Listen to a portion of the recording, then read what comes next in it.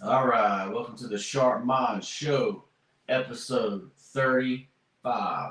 I'm Nate, the Fit Future MD, your host. Shop at InstaSale.com. Pick you up a cool, inspirational t shirt today. All right, so first things first, I'm going to talk about Raising Cane's. All right, Raising Cane's is to open 7 new locations on the East Coast. Ooh, going East Coast with it. Connecticut, Delaware, Florida, Ohio, New York, and DC, right?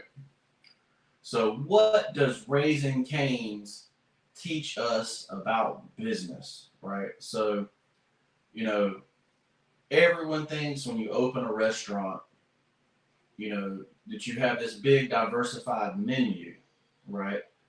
That when, you want the burger, you want the quesadilla, you want the everything. So, Cookout basically did this strategy, right? And they have a big diversified menu at Cookout. You can go and get a Cookout tray and get a bunch of stuff, right?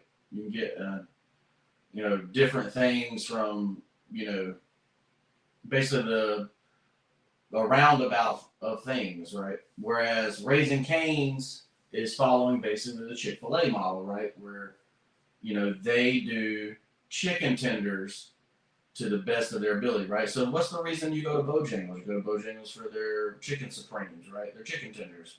What's the reason you go to Chick-fil-A? You go to Chick-fil-A for their chicken sandwich, right?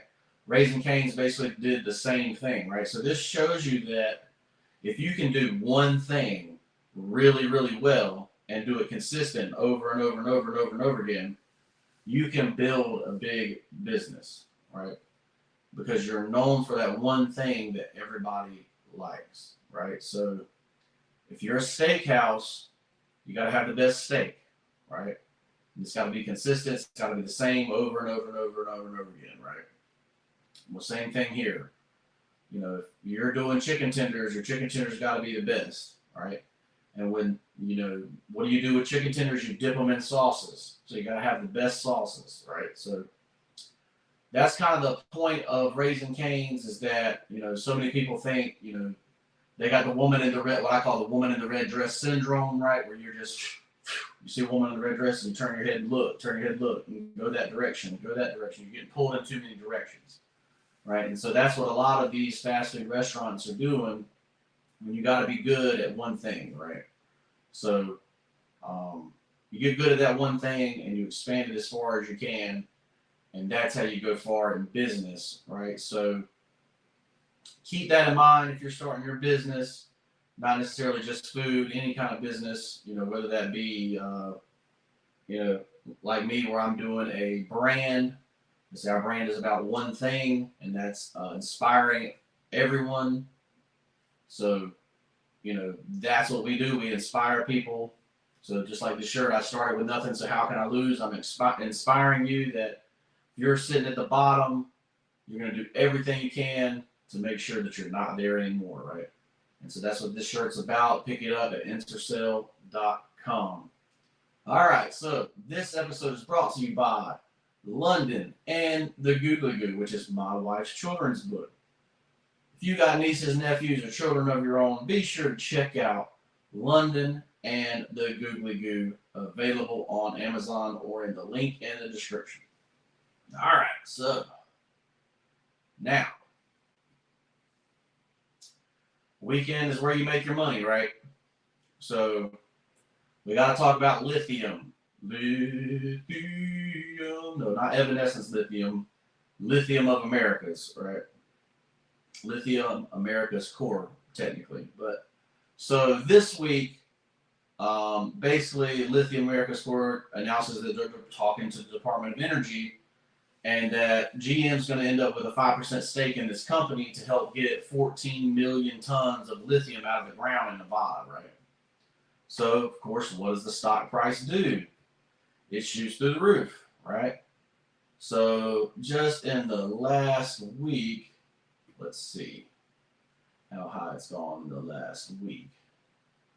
Right, we've gone from, $5 to sitting at $9, right? So almost a complete double up, right? Here on Lithium Americas Corp. Because if they get that much lithium out of the ground, you know, you're talking about a big time deal, right? So, but you know, they're in northern Nevada. It's the biggest lithium deposit in North America. And they're going to get the money that they need to get the lithium out of the ground. Well, lithium, you know, obviously is for this big electric vehicle push that honestly, I mean, a lot of Americans have now. Like, you know, I would say that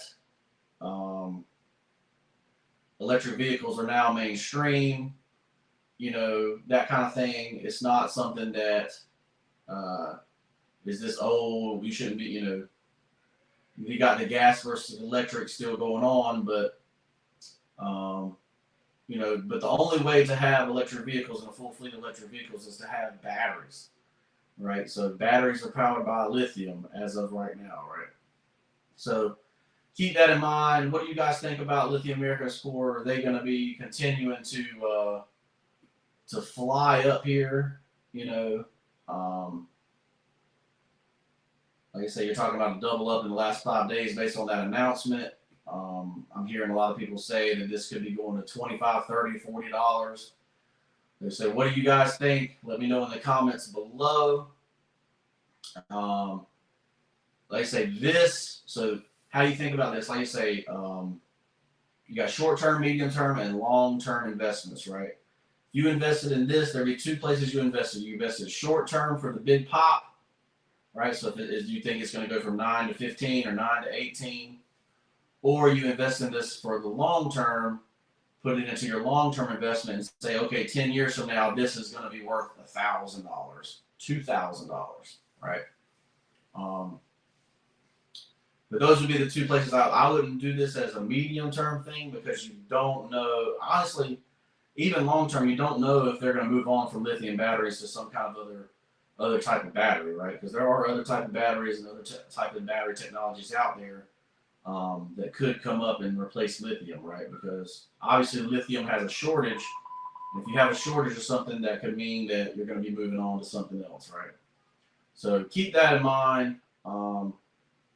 Like I say, you know, short term or, you know, swing trading it short term or not financial advice, obviously, or use it for the long term. Let me know what you guys think. Which one are you going to buy it as? All right, so we got Jeremy. Jeremy's 55 years old and has hit the wealth lottery, right? Not that he won the lottery, but that he's, you know, finally wealthy, right? But unfortunately, that wealth does not provide him with what he calls impact, right? So if he died tomorrow, he'd have no impact. He would just be leaving his money behind, right? So what we need to work with Jeremy on is what's called legacy, right? So my man's worth $50 million, and he has to do what's called it's like a legacy thought, right? And the thought basically goes like this. It goes, I exist to improve blank who by doing blank so that they can have blank outcome, right? So I'll give this for my example. So answer sale would be, so if I did a nonprofit with answer sale on the side and put my money into a nonprofit on the side with answer sale, that answer sale would basically invest the money so that every year money would come in and provide some sort of scholarship to somebody, right, that needed it, right? So they say I was raised by a single mother, so I might call it the single mother scholarship, you know, something like that. Or, you know, most places, you know, don't provide formula and diapers for children, for kids, for struggling families. So I might do one for that, you know,